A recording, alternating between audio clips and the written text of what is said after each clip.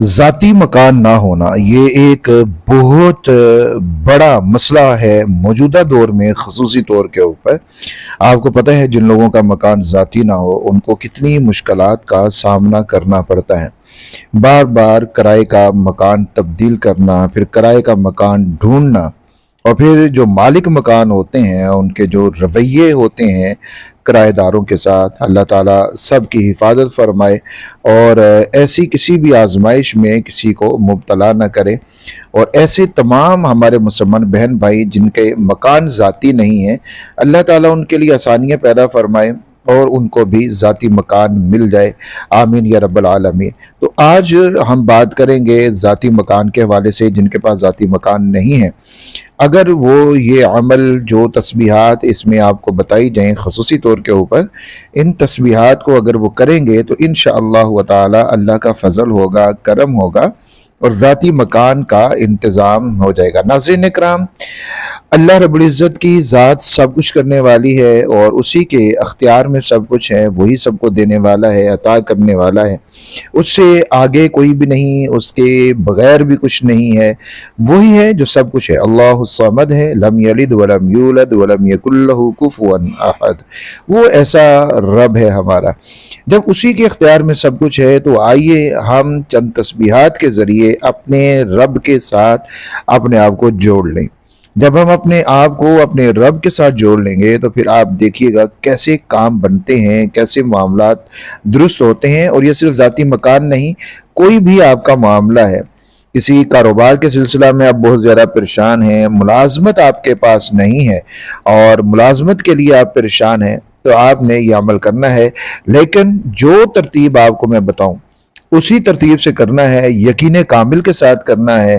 انشاءاللہ آپ کو ضرور اس سے رزلٹ ملے گا اور آپ کا ذاتی مکان بھی ہوگا، اسباب پیدا ہو جائیں گے، انتظام ہو جائے گا۔ اور دوسرا، اگر کوئی جاب کا مسئلہ ہے، کاروبار کا ہے، رزق میں برکت وسعت کا ہے، تو وہ بھی مسئلے آپ کے حل ہوں گے، یا کوئی بھی آپ کا مسئلہ ہے کسی بھی طرح کا، وہ سارے مسئلے آپ کے حل ہوں گے انشاءاللہ تعالی۔ لیکن آپ نے طریقہ سن لیں پہلے اور پھر اس طریقے کے مطابق آپ نے عمل کرنا ہے۔ جب آپ نے یہ عمل شروع کرنا ہے تو اس سے پہلے آپ نے اپنی طاقت کے مطابق صدقہ کرنا ہے، وہ آپ کتنا بھی کر سکتے ہیں، 100 روپیہ، 200 روپیہ، 500، 1000، 2000، جتنا بھی آپ کرنا چاہیں کر سکتے ہیں۔ اپنے محلے میں کسی غریب یتیم مسکین کو دے دیں، مسجد میں دے دیں، مدرسہ میں دے دیں، کہیں پر بھی آپ اس کو دے سکتے ہیں۔ پھر 2 رکعت صلاۃ الحاجت کے آپ نے پڑھنے ہیں، اللہ رب العزت سے خوب دعا کرنی ہے، عمل میں کامیابی کے لیے جو مقصود ہیں آپ کے ان کو حاصل کرنے کے لیے اللہ سے خوب دعا کرنی ہے، کیونکہ جتنا تعلق ہمارا اپنے رب سے مضبوط ہوگا اتنا زیادہ اثر ہمیں ملے گا ہمارے وظائف کے اندر۔ اور جب تعلق اور یقین کمزور ہوتا ہے تو پھر وظائف کے وہ فیوز و برکات ہمیں حاصل نہیں ہوتے اور ہم شکوے کرتے رہ جاتے ہیں کہ ہم نے فلاں وظیفہ کیا لیکن ہمیں کچھ حاصل نہیں ہوا۔ اس کی وجہ یہ ہوتی ہے کہ ہمارا تعلق ہی اپنے رب کے ساتھ مضبوط نہیں ہوتا اور ہمارا یقین بھی کامل نہیں ہوتا۔ یہ کام آپ نے کر لیا ہے، اس کے بعد آپ نے ایک عمل روزانہ کرنا ہے اور ہر وقت کرنا ہے۔ ہر وقت سے مراد کہ جب بھی آپ وضو کریں گے تو وضو کے جو درمیان کی دعا ہے وہ آپ نے ضرور پڑھنی ہے۔ اب وضو کے درمیان کی دعا آپ نے پڑھنی ہے، لیکن اس کے بارے میں ایک احتیاط کا خیال رکھنا ہے۔ واش روم کے اندر آپ وضو کر رہے ہیں، یعنی بیسن لگا ہوتا ہے عموماً، تو پھر آپ نے وہاں پر نہیں پڑھنی، لیکن جب آپ واش روم سے باہر نکل آئیں گے تو پھر آپ نے پڑھنی ہے۔ اور اگر آپ واش روم سے باہر وضو کر رہے ہیں، وضو خانہ میں کر رہے ہیں یا بیسن باہر ہے، تو پھر آپ نے وضو کے درمیان میں اس دعا کو پڑھتے رہنا ہے، اللہم اغفر لی ذنبی ووسع لی فی داری وبارک لی فی رزقی۔ یہ دعا آپ نے لازمی پڑھنی ہے، ہر وضو کے دوران پڑھنی ہے، اس احتیاط کا خیال رکھتے ہوئے۔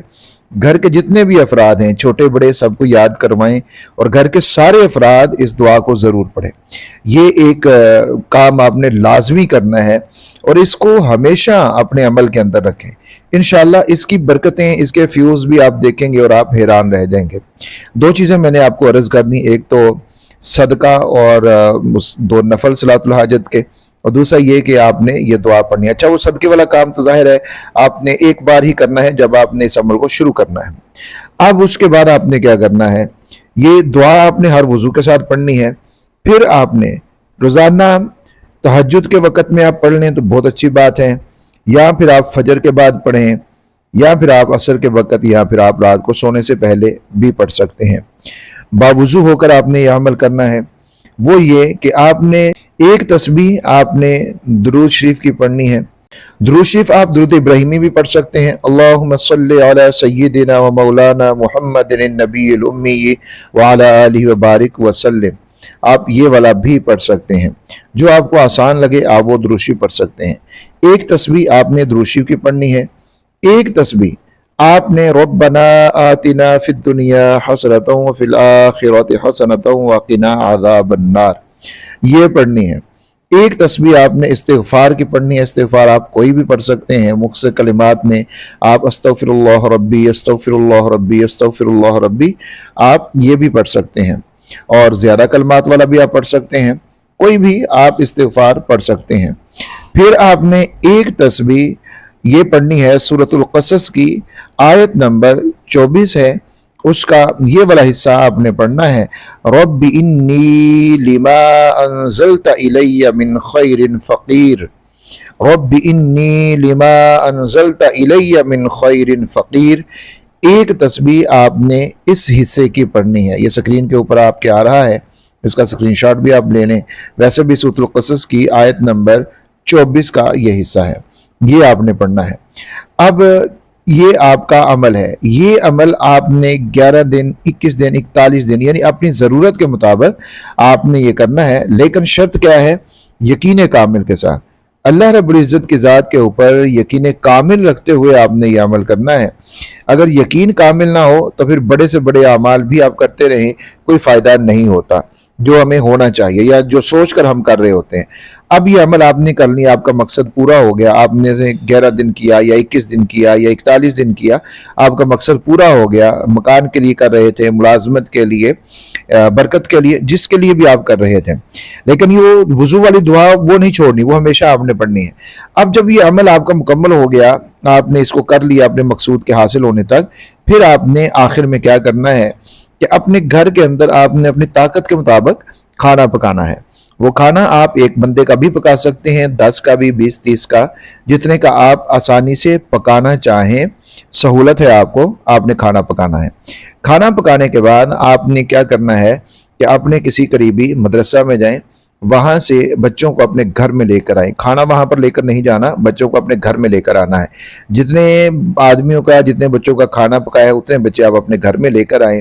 کوئی پڑھائی وغیرہ کروانے کا میں نہیں کہہ رہا، بس آپ نے ان کو لانا ہے، ان کو اچھے طریقے سے عزت کے ساتھ کھانا کھلانا ہے، اور ان سے دعا کروانی ہے کہ میرے لیے دعا کر دیں، مکان کے لیے ہے، خیر و برکت کے لیے ہے، کاروبار کے لیے ہے، جو بھی آپ دعا ان سے کروانا چاہیں آپ نے ان سے دعا کروانی ہے۔ اب یہ ایک کام ہو گیا۔ اگر تو آپ کو وہ بچے نہیں ملتے کوئی بات نہیں ہے، یہ میں اس لیے نہیں کہہ رہا کہ بھئی اس سے پہلے آپ کی حاجت پوری نہیں ہوگی، انشاءاللہ تعالی جب عمل آپ یقین کامل سے کریں گے آپ کی حاجت پوری ہو جائے گی۔ یہ ہے بطور شکرانہ کہ آپ نے یہ سارا کام کرنا ہے۔ اچھا، اگر بچے نہیں ہیں آپ کے قریب کہیں پر بھی، تو اپنے محلے کے جو بزرگ ہیں، نمازی ہیں، جو بزرگ نمازی ہیں، ان میں سے 2 3 4 5 جتنوں کو آپ بلا سکتے ہیں ان کو اپنے گھر میں بلائیں اور عزت سے کھانا کھلائیں، ان سے دعا کروائیں۔ اچھا، اگر یہ بھی نہیں ہے آپ کے پاس، یعنی آپ کے محلے میں کوئی ایسے بھی نہیں ہے، آپ سمجھتے ہیں کہ میں کس کو دعوت دوں، تو تیسرے نمبر کے اوپر آپ نے یہ کرنا ہے کہ اپنے محلے کے جو نابالغ بچے ہیں ان کو بلانا ہے، ان کو اچھے طریقے سے عزت سے کھانا کھلانا ہے، کھانا کھلا کے پھر خود بیٹھ کر وہاں اپنے لیے خیر و برکت کے لیے، ہر چیز کے لیے دعا کرنی ہے، اور وہ بچے آپ کی دعا کے اوپر آمین کہیں گے۔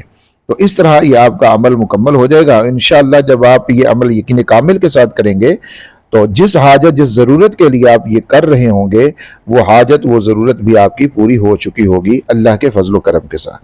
تو آپ نے اس کو شیئر بھی کرنا ہے تاکہ دوسرے لوگ بھی استفادہ کر سکیں۔ اللہ حافظ۔